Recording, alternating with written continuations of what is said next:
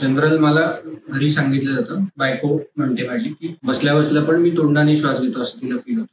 और काही वेळेस साऊंड येतो श्वास घेताना. और समटाइम्स शी सेज की मी डीप ब्रिदिंग करत नाही, मी वरच्यावर खूप उथळ श्वास घेतो. I also feel that same sometimes की मला डीप ब्रिदिंग घेतलं गेलं पाहिजे. तुम्ही ज्या गोष्टी सांगतायत ह्या सगळ्या गोष्टी नॉर्मल आहेत. तुम्हाला कोणताही आजार नाही.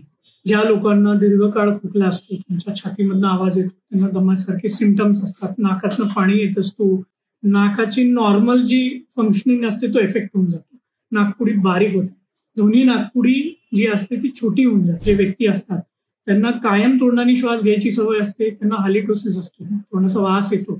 तोंडातनं श्वास घेताना एअर कंडिशनिंग होतच नाही ना, त्याच्यामुळे पडजीप जी असते, पोस्टिरियर फॅरिंग जी असते ती नाराज होते, त्याच्यामध्ये सूज येतं. तिथे सूज आल्यामुळे तिथे पू तयार होतो, तिथे गाठी तयार होतात आणि नॉर्मल ब्रिदिंग जो आहे तो इफेक्ट होऊन जातो, म्हणून आवाज येतो. मला नाही वाटत तुम्हाला तो प्रॉब्लेम आहे. You are just over conscious. Don't worry about it. Yes, तुम्ही जर का ह्या प्रॉब्लेमसाठी योग केला, तुम्ही अनुलोम विलोम केला, जलनीती केली, सूत्रनीती केली, तर तुम्हाला अतिशय छान रिझल्ट मिळेल.